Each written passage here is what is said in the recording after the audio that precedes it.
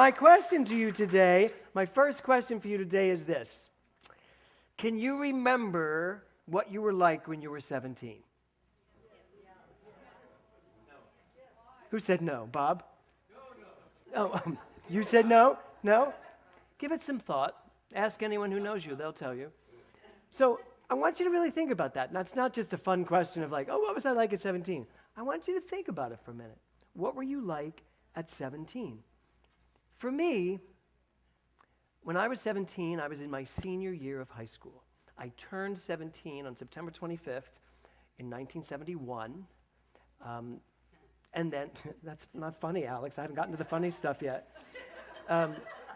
So September 1971, I was 17, and I went into my senior year of high school. How many of you feel like your senior year of high school was one of the best years of your life? Oh my God, only me? And Ellen? Only a few of us. Well, for me, and Don, okay. For me, my senior year of high school was like one of the most amazing years of my life, which just kept trumping itself as the years went on. But I just loved my senior year. I was in every musical. I was even a cheerleader for the whatever team that was playing. I was also the ball boy for the 76ers. I mean, I did a lot my senior year of high school. So I went back and looked to see, so what was the world like in 1972? Because whoever I was in 1972 was impacted by the race consciousness of a world that was a certain way. Because in understanding science of mind, I understand that my mind is energy.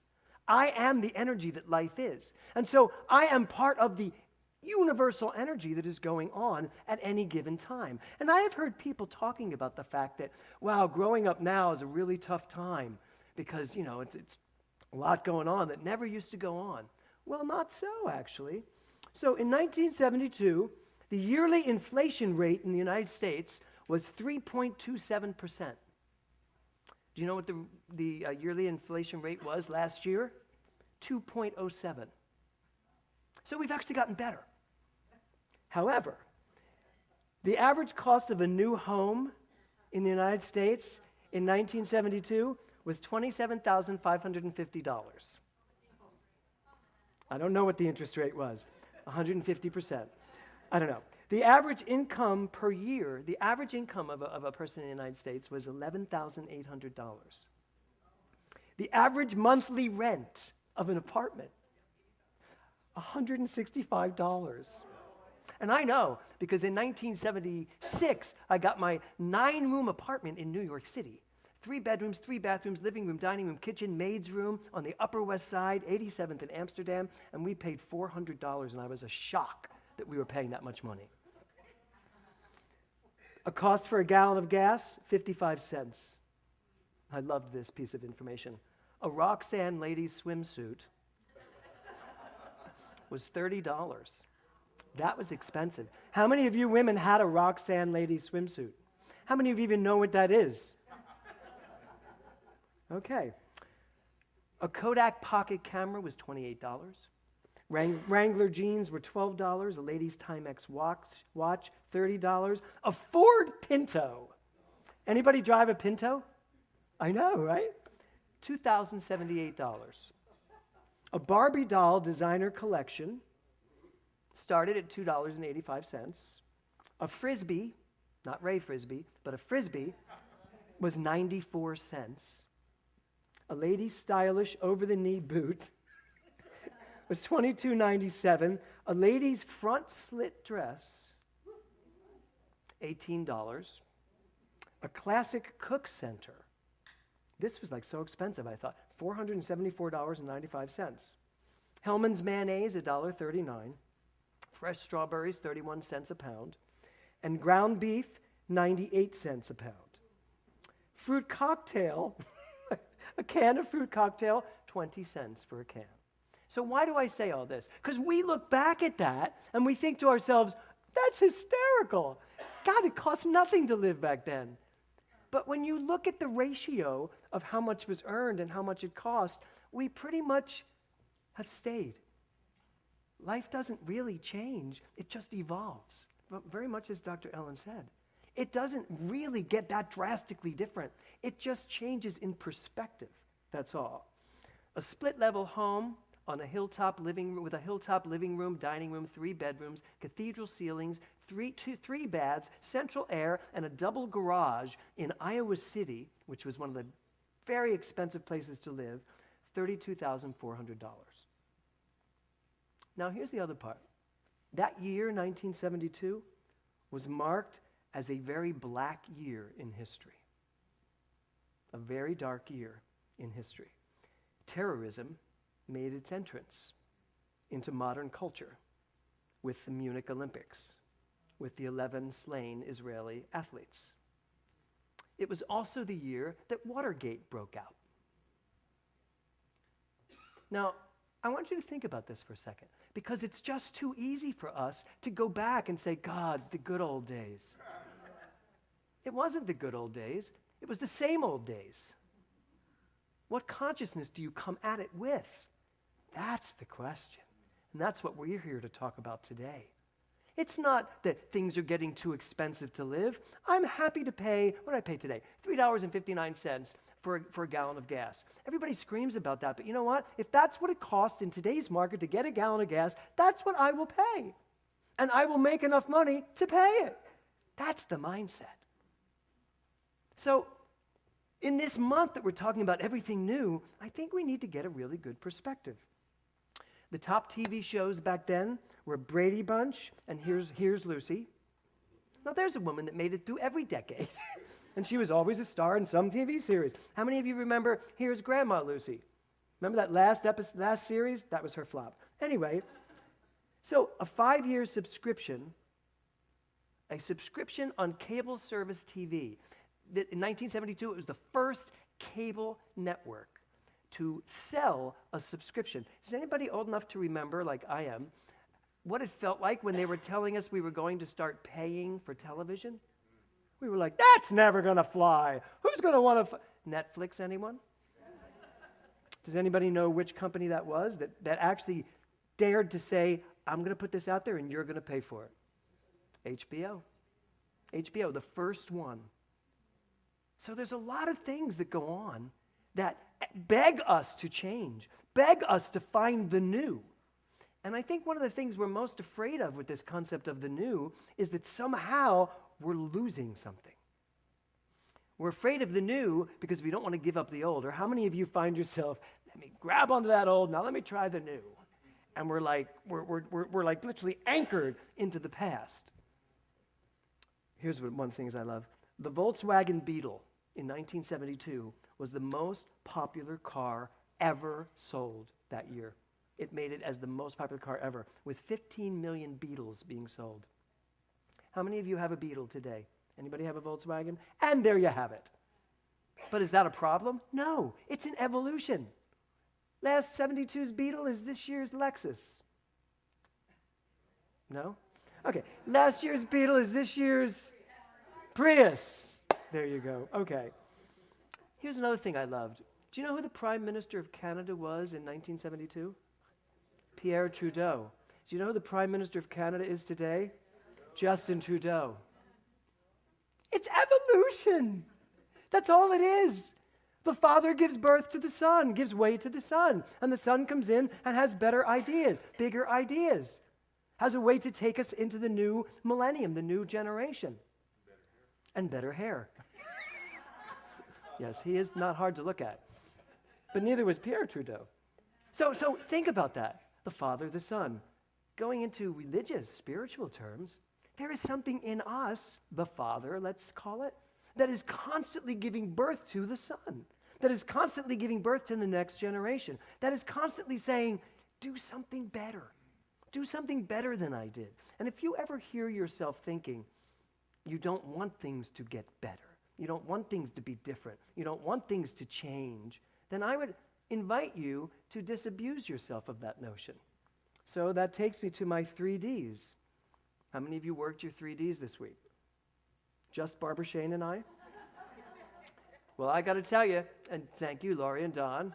So if you didn't, then I feel really sorry for you because it changed my entire week. every single day. I woke up every single day, and I instantly disabused myself of my day and said, you know what, James, I know you know what you're doing today. Get out of your way. You have no idea what you're going to really be doing today. That was number one. And then the second one, detaching from what I think is the highest good for me to have and saying, bring it on. Where's my highest good? And then literally declaring that I am here to be used for the universe's highest good. Oh my God, my whole week shifted and changed. People called me that I never expected to call me. I was needed in so many different places. And then as the week ended, probably one of the biggest challenges of my entire life showed up in my living room. But I'd already detached. I had already disabused myself of what my day was going to be like. And I'd already declared that my highest good would always come through. And so it has unfolded beautifully. So there's the question. Are you ready for something new? I can stand up here and Nora can sing her heart out saying brand new. We can all say it. But are you ready for it? And not just ready for it, are you willing to work for it? Are you willing to put the work in to actually do it? So is brand new, another question, really new? Now, the title of my talk today is What I Used to Know. It's one of the lyrics from the song. It says this, time will always try to make us old. Who said yeah? Okay. So time will always try to make us old. You know, great lyric, not true. Time doesn't try to make us old. That's just a preconceived idea that we've all bought into. We get to a certain age, and this falls apart, and that falls apart. I'm old. Oh my God, I shouldn't be doing this anymore. I can't use the word I want to use, but boulder dash.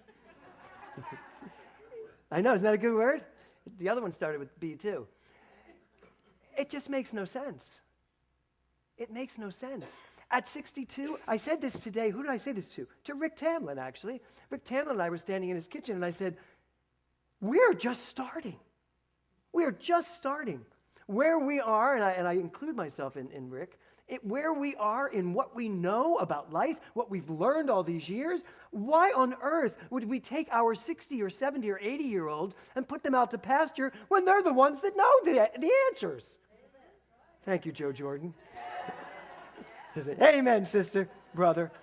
So, every single person sitting here today, you have arrived at the place where you are fully orbed until you take that next breath, and now you're orbed again, and again, and again. Time will always try to make us old. And then the line, you remind me what I used to know.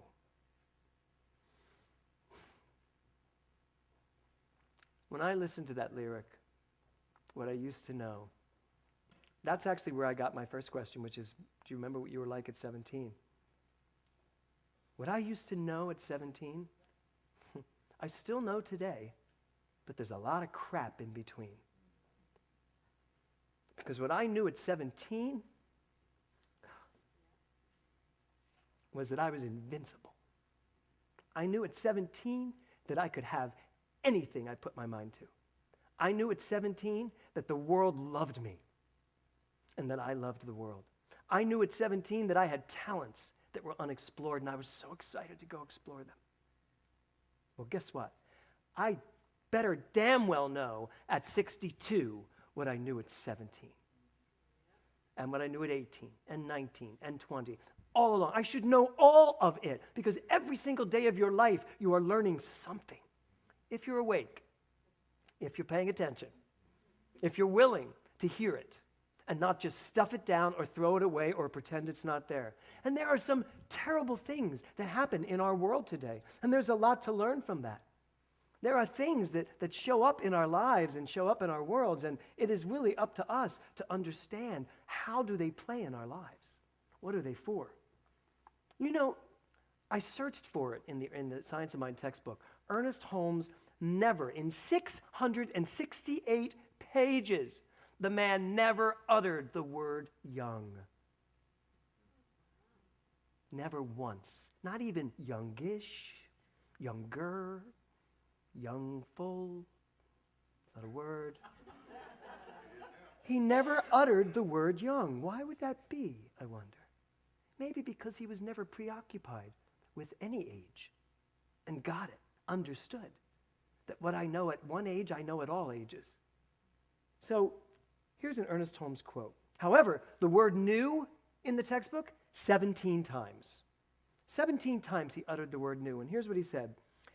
As our thought is opened and we behold the image of eternity within ourselves, we are changed by this image into a newness of life.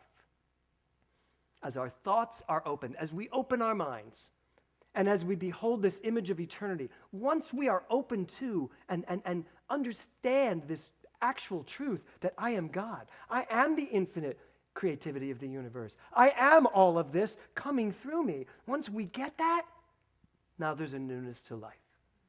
As soon as I think I'm something else, someone else, as soon as I think I'm doing the work, I'm responsible for making this happen, that's why I love my 3Ds now. I love getting out of the way of James Mellon, who is real bossy sometimes in my head. Anybody else find me bossy? No. Anybody else? Anybody else? Please, that was not a hand raising. Anybody else find bossiness in their head? Telling yourself, no, this is how you got to do it.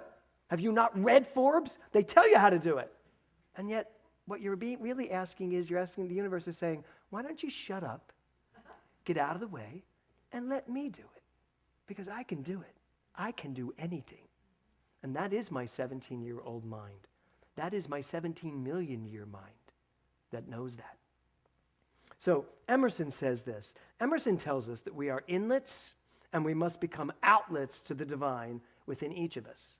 That the true key to life is to understand that we are inlets, meaning that we are receptors to all that there is, it's just consciousness, and that we must become outlets, meaning we got to let whatever comes through come back out.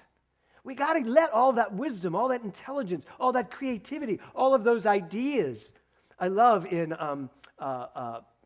Big Magic, the author whose name just went out of my head, Elizabeth Gilbert. You know, when she talks about those ideas that are flying all over the place, take it or not, because if you don't take it, someone else is going to take it. We are in this fluid world, everyone. We are in this place where we can have whatever we want, but we got to be willing to take it. So Emerson said this. We are already inlets, but we must consciously become outlets. He says the upper part of the soul is merged with God and the lower part with time and conditions. Now, I want you to think about that for a second, because I talk all the time about the absolute and the relative, and the understanding now that I have that the absolute is the relative on the level of the relative. That is what Emerson is saying. He's saying that the absolute highest consciousness you can find, the Christ consciousness, if you will, is your conduit to your highest divine self. That's God. That's you as God. And that these relative world of conditions and things that are going on in your life, that's kind of the lower echelon of your consciousness. Now, the truth is, what you need to be able to do is live up here and yet deal with everything down there from up here. So it's not about, I've heard people say this, stepping off principle, and now I'm behaving badly. Now that happens. How many of you has anyone ever stepped off principle in here? Yeah, you all have, I've seen you. So stepping out of this consciousness and jumping down here and going, forgetting who we are. That's when we forget who we are. I forget I'm God. I forget who I really am. But I believe each one of us has the capacity to get up there. I know we reach there. I see us reaching there on a Sunday evening. I see us during the week. I see in classes. This Wednesday night class, that class has just been pushing and pushing and pushing and pushing the roof off the place to get to the highest level of consciousness. Once we're there, we can stay there. And I can still come down to visit my conditions. But when I'm visiting my conditions, I'm coming down saying, oh, you're really not as important as you think. And you really do not run me. So I know you think all of this is important stuff, but it's not. Not when I know who I am. Not when I really remember who I am. So every time you remember who you are, now you're brand new. Do you know that? Every time you bring to conscious mind who you are, now you're brand new. Because if you remember that you are God, if you remember that you are the creative point in the universe where choice is being literally brought forth for you to use, now the brand new happens. But when you don't remember who you are, when you think you're something or someone else, then you do get stuck in the same old, same old. So if we're going to really live this month where everything is new, we are going to have to absolutely remember who we are. So, what did you used to know? Think about it. I really want you to think about it. What did you used to know? Go to your most passionate moment in your life, whenever that was. It could be right now. And ask yourself, what did I know then that maybe I forgot now? What did I know then that I seem to think is different now? When I was 17, I started writing songs. And I didn't care if they were good or bad. I just assumed they were brilliant. And so I just kept writing them. And my mother would always tell me they were great. And then one came along that everybody loved. And people were like, yo, you should record this, you should record this. So I had a friend's father who had a big those old recording things, and we brought it into the basement, and with a bunch of my friends, I recorded a demo on one of those reel-to-reels of me singing this song. And I was going to get up the next morning. We made all these little tapes of them, actually, because that's how old it was. So I woke up. We had about 10. We made 10 that night till like 2 in the morning, and I went to bed, and all of us were so excited that I was getting up the next day. I was taking the commuter train in Tacony, Philadelphia, to Trenton, New Jersey, and then getting on the Amtrak train from Trenton, New Jersey, into New York City, and that would get me at 34th Street, and then I would walk up to, they had a building then where all the record companies were, and I was going to walk around to all the radio companies and hand them my little tape. Until, I'm not going to use a name here, someone told me how stupid that was. Someone very close to, did you say who? Who was it? I want names. No, but someone did. Someone said it was stupid, it was dangerous, I didn't know what I was doing, and the song wasn't that good. I should listen to the radio and see what really is good. And this was a well-intentioned person, and they told me at around 2 in the morning, because I was about to go to bed, and I was told. And I woke up, my alarm went off, and I was 17 years old, and I didn't go. I absolutely didn't go. And I laid in bed, and it just got later and later, and I didn't go. And all my friends were so disappointed in me. They were like, they didn't say dude back then. But they were like, why didn't you go? Oh, my God, go tomorrow, go tomorrow. I never went. I never went. And I carried that with me. Now, I used to know this till about 2 in the morning. And then I knew something else. And I didn't go. Now, the truth is, after a while, I was so annoyed that I didn't go that when I was in the spring of my senior year of high school, they were auditioning for Hair downtown. And I literally said, I'm going to this audition, I don't care. I ditched school, you did not hear that. I ditched school. I took the bus down to downtown Philly, and I stood in line with 2,000 kids and people waiting to audition for Hair. Took all day. I finally got in. I sang, and I was offered to go into the chorus of Hair, the national tour. Right? Out of all these people, I was offered to come in and do in the chorus of it. Now, mind you, I was 17. I had to have my parents' permission to go into the show. That never happened, obviously, because I had to finish high school and I had a scholarship to go to college, so that didn't happen for me. But I remembered what I used to know. At least I was at choice now. I wasn't listening. So that's my little story. What's yours?